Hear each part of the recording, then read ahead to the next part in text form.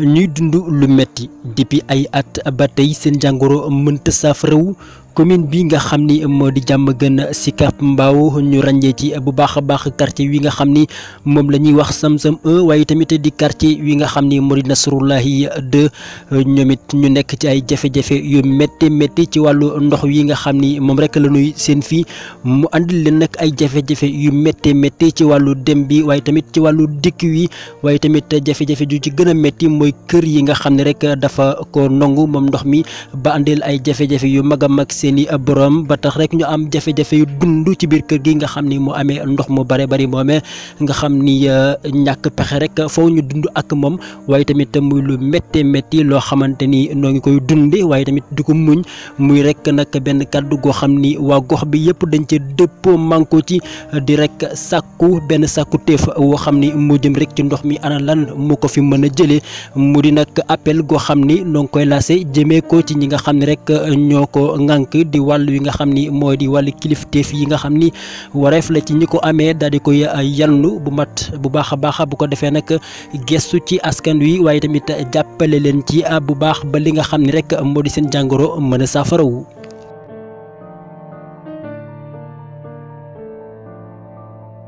seen jàngoro moo di ndox mi nga xam ni tey jii moo fi nekk andi leen ay jafe-jafe yi dund bu ko defee nag li ñuy sàkku rek mooy ku leen ko fi jëlale bu fekkee nag déglu nañu ñi nga xam ni ñoo yëkkati ay kàddu yëpp jëmee benn kàddu rek la ñu am mooy ndox mi yàq na comme ndox mi yàq na nag nanu fexe rek daal leen dimbali bu ko defee nag ndox moomee nga xam ni moo yàq ba noppi dëkk ak ñoom ñu def lu ne itam ndox boobee mënta fexe ba dem bu ko defee nag ñu woo ñi nga xam ne rek ñoo ci mën dara ñu dimbali leen jàppale leen bàyyi leen xel ci li nga xam ne rek moo di dundin wi ñuy dundee ndax dund gu metti la ci ñoom.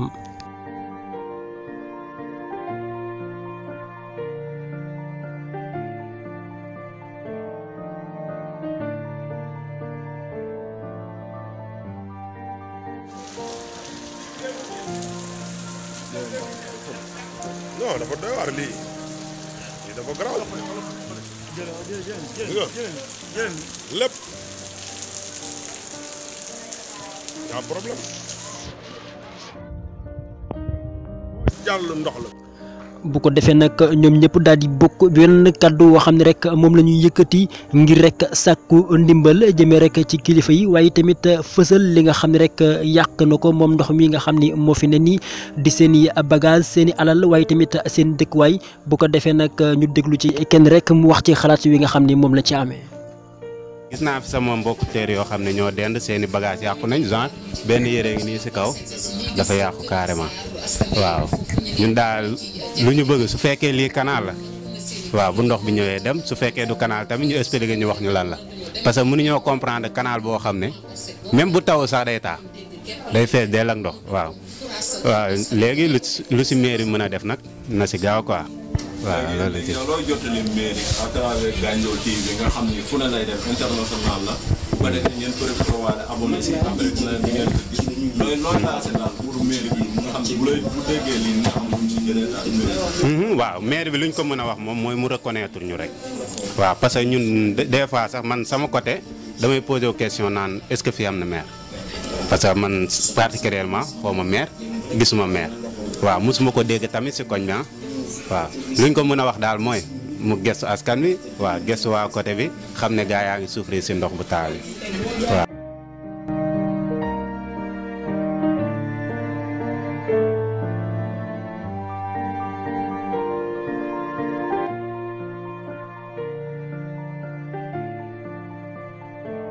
mu mel ni kilifa yi nga xam ni tey jii ñoo taxawee foofee ci gox boobee di nag yëkkati ay kaddu yoo xam ni lépp rek ay appel la yoo xam ne duñ ko yëkkati jëmee ko ci kilifa yi buñ leen dégloo danañ am ay leeralu yu yaatu ci wàll wi nga xam ni moo di ndox mi ak itamit gis bi nu ko gis mu taaju fi lool ak it ñaata at la fi nekk it ba tey bu ko defee nag kilifa yi danañ ci wax li nga xam ne rek moo di seen xalaat ci wàll wi ñu teewlu leen bàyyi leen xel itam ci kaddu gi. Khadim Samb la ñoo ngi leen di nuyu yéen waa Gandiol TV di nuyu mbokki ñi ñuy déglu yëpp ak di ñu seetaan à travers ci internet bi di bëgg seen taxawaay ak déplacement bi nga xam ne def ngeen ko ba ñëw di xool population bi mettit gi nga xam ne ñu ngi koy dund ci jamono bi nga xam ne doy na waar muy wàllu inondation bi. waaw ci biir population yi nga xamante ni ñoom ñooy dund jafe-jafe yi am na ñu ci dajeel ñoo xamante ni wax nañu li leen metti ci wàllu ki nga xamante ni moom la fi yàlla teg ci wàllu ndox bi gis nañ ko ak it xale yi tamit wax nañu am nañ sax problème fu ñu fubale jafe-jafe yooyu noonu yëpp nan nga ñu ko mën a gën a firndale. waaw jafe-jafe yooyu yëpp liñ mën a wax rek mooy réew mi dafa am loo xam ne njiitu réew mi wax na ko ne dafa am lu mu teg muy plan décennal boo xam ne def na ko bon man nag damay wax ne loolu dañ ko war a dafa war a am changement bu ndaw buñ ci def mooy man dama naan plan des na maanaam plan des na bi mooy lan mooy des na lu bari ndax li tax des na ni nga ko waxee sa reportage yaa ko def gis nga xale yi amuñu fu ñu fubale amuñu fu ñu defee ay moment de loisir te yooyu yëpp maanaam day am nii ñuy waxe nii gis nga situation bi taw bi commencé waat na te yëngu na te ñun fii ci banlieue bi bu xiinee rek gaañ ñi dañuy tiit ñëppay tiit du ñu xamati lan la ñuy def wala fan lañu jëm parce que moment bii daal li ñuy dund ci banlieue bi metti na ndox mi bari na inondation bi tubarkalla yéeme na te it aussi vraiment solution war nañ ko ci jël mbir mi saafaraw lii war nañu ko romb parce que moom dana woon ne def na 750 milliards la génne yoo xam ne ni gars yi sax yi mujj a génnaat wax nañ lu ëpp loolu ne def nañ ko ci génn nañ ko pour wàllu inondation pour mu régler une bonne fois kon donc fii ñu nekk ñun ci commune Diamaguène Sicap Mbao dañuy wax ne loolu ñun gisaguñu ko ba léegi nañu gaañu wax nag loolu fan la jaar fu mu dugg mais commune bii ñu nekk ñun gisaguñ ko fi parce que yéen a ko gisal seen bopp tali baa ngi fees dell tali sam fii nii Nasrulaay bi nii maa ngi fees dell oto mënatu fi jaar oto mënatu fi def benn activité commerce yi fi nekkoon tamit yu bari yàq nañu parce que nit ñi bala ñu jënd dañu am fu ñu jaar jënd kër yi fees dell kenn mun même ñiy añ yéen a ko gis am na ñu ne fi ñoo xam ne nii bu ñuy añ wala ñuy togg wala naam dañuy obligé tegle ay mbir la ñuy tegle ay pono wala yeneen affaire la ñuy teg pour mën cee teg di togg kon xam nga ne metti na yaa ngi dégg le président nag dafa war a wàcc sur le terrain moom mu ñëw dugg ci banlieue bi xool parce que bu fekkente ñi nga xam ne xëy na wër nañ ko wala mooy ay expert am wala ñi nga xam ne ñoo koy dem xoolal yi wala ñoom la dénk loolu su fekkee ne am na sooxe bu cay am bon ñun ñu dëkk ci banlieue bi dañu koy wax ne ko na ñëw wàcc ci banlieue bi moom mu wër def tour bépp xool bëtam su xoolee dana gën a gis ndax moment bi fi ñu toll jàkk moom dafa gën a wër lépp te bu fi ñëwee ba wàcc ci banlieue bi dana gis situation bi li ñuy dund les banlieusards situation bi ñuy dund da doy na waar donc soxla nañ ci daal saafara boo xam ne nag waxuñu ne dañ koy saafara ni tey ëllëg mu demee na le parce que tey dinaa la wax benn mbir chantier yu bari ñoom yi ñu commencé nii am na joo xam dañu nekk ba nawet bu jub ñu commencé ko boo jëlee tali Caaroy bii nii Caaroy gaar tali bi jóge foofu jëm ci guy gi biñ ko commencé yàggul dañu jekki-jekki rek gas te boobu nawet baa ngi jub biñ ko gasee fi mu toll boo fa demee ndox mi ak taw bi sax duñ mën a liggéey donc day yokku inondation bi donc yooyu aussi dañ ko war di bàyyi xel tali yi ñuy defar tamit aussi ñu def ci ay canal yoo xam ne ndox mi day évacuer wu dem tabax tali ba pare defoo ci ndox loo xam ne mooy évacuer ndox mi loolu tamit day mel ne defaroo tali. suñu xoolee fi ndox bi ne. am na canal bu jege ak moom. lu waral ndox bi mënul dem. voilà xam nga loolu y'a problème parce que li tax ndox mi mënul dem mooy gis nga tali karo bii nga gis nii tali bi moo dem relier wu ak tali Maam Jaara tali bi moom gisatoo fi tali sax far tali bi moom ba mu yàqoo yàgg na te jéemaatuñ ci dara fii ñu jege nii rek am na benn centre d'état civil boo xam ne fii ma ngi fii ma ngi ci biir ndox mi li tax ndox mi munta dem mooy dafa am benn station de pompage boo xam ne ma ngi ci guy gi station boobu war nañ yokk capacité bi war nañ yokk tamit aussi xool ñi fay ne di ko gérer gestion bi war nañu ko xoolaat ndax bu ñu defee station de pompage c'est pour mu évacuer ndox mi rapidement muy dem mais station nga foofu ndox mi ne fi ba tey mënagut a dem donc entretien bi war ndox mi di dugg ci canal bi di dem est-ce que entretien boobu ñoo ngi koy def ndax ma ngi nii ñun ñoo ko gisandoo te dafa am dinaa la wax benn mbir dafa am benn sabotage boo xam ne tamit amoon na ci liggéey bi boo demee ba fële fi tali bi jeex dem tali Maam Jaara bi canal yi ni ñu ko programmé woon dañ ko doon teg muy canal yu mag yi yu carré yi yooyu leen def bi ñu ñëwee nag ba si croisement bi nga xam ne fa la tali karo bi nekk ñu dem jëli yeneen façon tuyau yu rond yi moom lañ fa def nga xam ne ñaari correspondul donc loolu day indi jafe-jafe te loolu bu experts yi ñëwee fii laaj ma wala ñu ne nangam ma ñëw wan leen fa mu nekk te loolu day saboter liggéey bi day tax mbir yi ndox mi ni mu war a demee sax du ko demee kon ndox mi li tax ba tey mënagut a dem te station de pompage am fii mooy nu ñu ñëwaat xool capacité station bi xool ba xam entretien bi ndox mi lan moo koy téye ba mu war a dem te loolu lépp li tax ñu mën koo def mooy il faut gars yi wàcc sur le terrain il faut ñu ñëw président yabal experts yi ñu ñëw wàcc sur le terrain xool mbir mi. mais ñoom suñu soxlaa askan bi dañuy wàcc ci biir terrain bi. ma ko très bien. léegi kon bu jafe-jafe askan amee ñoom du ñu wàcc lu waral loolu xeebeel la wala ñàkk bañ a xam seen liggéey. waaw non loolu mën nañ ci wax lu bare bari mën nañ ci wax lu bari mais dañ ciy tënk lu yam rek xam nga population bi mooy voté mooy fal président moo koy bàyyi mu liggéey moo koy gunge budget yi ñun ñoo koy voté ñooy def lépp pour président mën a taxaw nag toog définir politique réew mi yor ko ñu jël institution yi gën a mag ak li gën a am solo ci réew mi lépp lañ ko jox ki ko jox kan la mooy population bi moo yëkkati loolu jox ko kon nag population boobu da nga leen a war a delloo njukkal gi mooy lan mooy taxaw ci seen i bëgg-bëgg lépp loo xam ne seen soxla la da nga ci war a taxaw jafe-jafe bu ñu am tamit nga jege leen moo tax ma ne la sànq comme ñoom bu ñu soxlaa nit ñi dañuy jug di ñëw ci nit ñi di wax ak ñoom pour ñu voter leen ñu mën a jiite léegi suñu la falalee ba nga toog nag jafe-jafe am na noonu nga ñëwee woon ci nit ñi ba soxla leen laaj leen jugaatal noonu nga ñëwaat ci ñoom xool si leen kon rafetoon na yelloon na président moom ci boppam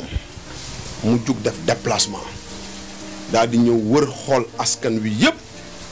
fu ci ne mu dugg fa xool la fa xew xool travaux yi def visite boo xam ne nii da koy def ci banlieue bépp loolu dina am lu mu dolliwaat dina am loo xam ne dana ko ci gën a xamaat parce que mën na toog ñu koy indil d'accord information yi wax ko lépp liy xew ak wala naa am na ci loo xam mën na des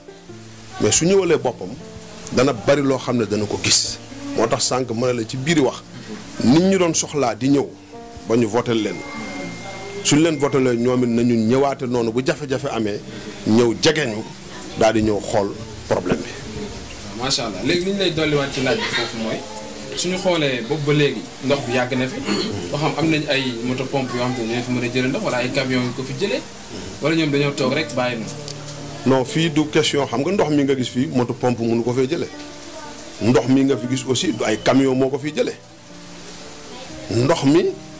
li ko fi mën a jëlee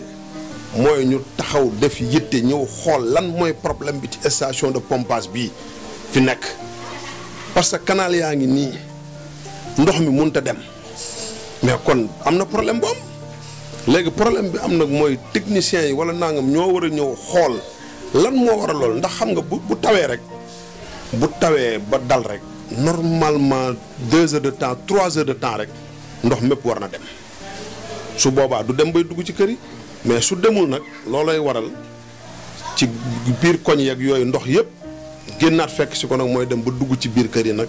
situation bi daal di doy waar. li koy saafara nag mooy ñu ñëw xool station bi xool canal yi lan moo bouché xool lan mooy jafe-jafe bi ñoom bu ñu ñëwee lépp mën nañ ko xool daal di koy saafara ndax lu ko defar ak lépp budget beeg lu mu war a doon lépp ma ngi fi xam nga 750 milliards xajut ci lii kon donc mbir mi lu ci xew. lu ci xew mooy question bi. waaw lu ci xew ñun loolu la ñuy laaj loolu mooy problème bi. macha allah. bismillah ak masque. waaw soxna si ñu ngi lay nuyuwaat bu baax di la laaj rek nan nga gisee jafe-jafe yi yéen ñi nga xam te ni yéene suñu yaay war a xëy war a dem dugg ji war a taal añ comme ni ko sëñ bi waxee léegi. jafe-jafe yooyu nu gisee ak ndox mi. ok asalaamaaleykum wa rahmatullah maa ngi leen di sant déjà waa Gandiol TV si déplacement bi ngeen déplacé wu ñëw fii si commune Diamaguène Sicap Mbao particulièrement Sam-Sam ak Nasroulaye 2 bon ñun ay jeunes lañ fii lañ def suñu vie yëpp man fi laa juddoo fi laa jàngee fi laa màggee fi laa liggéeyee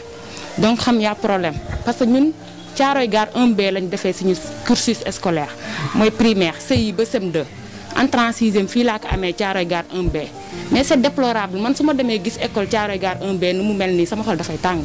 parce que da nga xam ni amul suivi maintenant ñun ay jeunes lañ man je fais appel à la jeunesse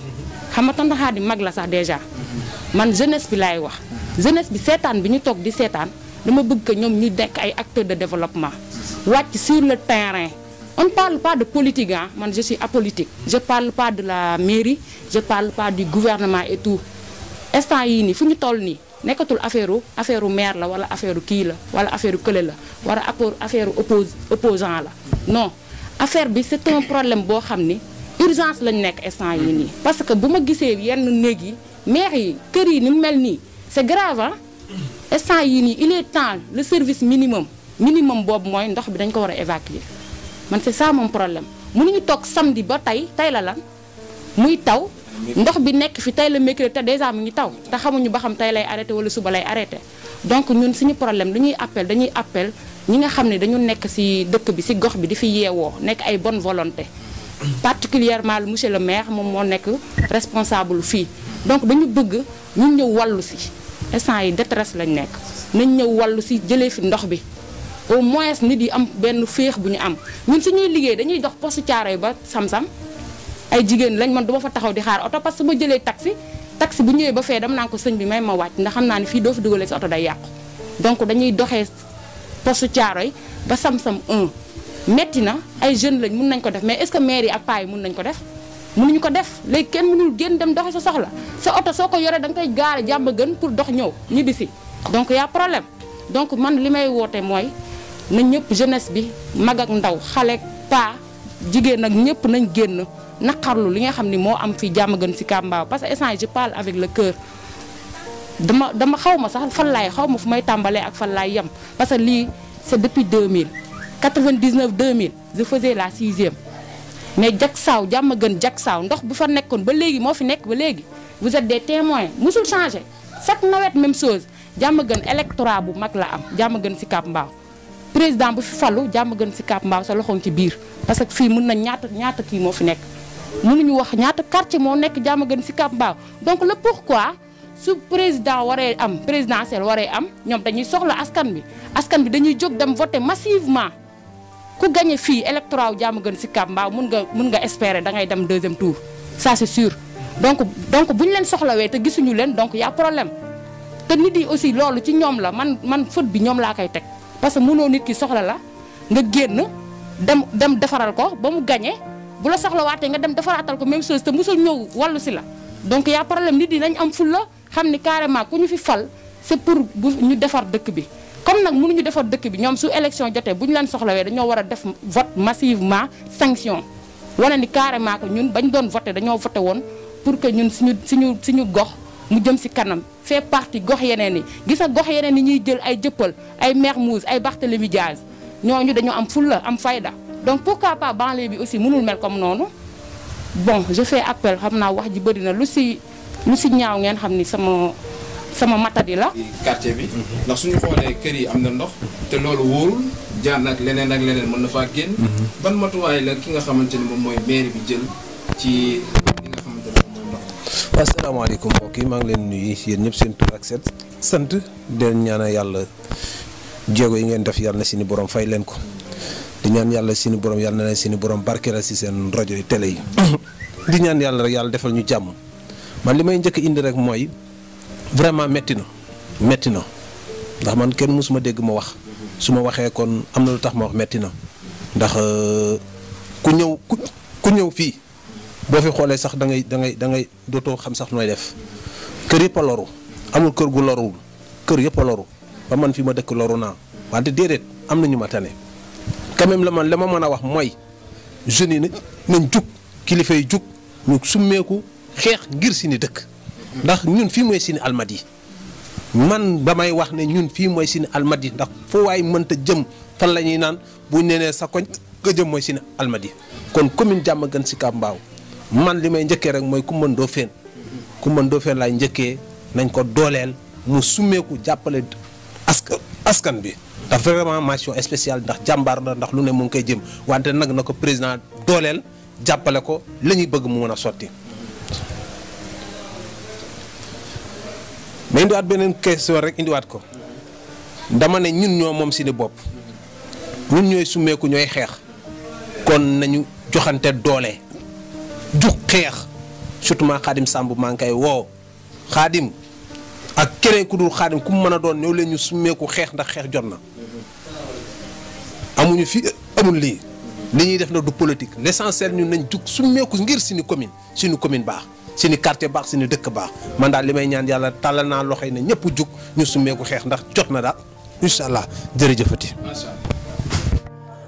mu mel ni yooyu mooy kàddu yi nga xam ni waa gox wi yëkkati nañu ko di fësal rek seeni naqar yi nga xam ni am nañu ko ci ndox mi nga xam ni boobu ba léegi moo ngi fi yàq seeni bagage yu bëree bëri waaye tamit yàq seeni dëkkuwaay yu bëree bëri bu ko defee nag muy kàddu goo xam ne fësee na jubee na itam fii nga xam ni moo di Gandiol TV bu ko defee nag nu xaar rek ki nga xam ni moo di kilifa bi fas yéene ko dékk suñu micro bis bu jàppande rek ci moom la des mu di monsieur le maire bu ko defee nag noo ngi koy xaar incha allah ci li nga xam ne rek mooy li askan wi wax bu ko defee mu àddu jëmee ci li nga xam ni moo di wàll woowu ngir rek ñu xam fu wàllent di mujj ki gëtëm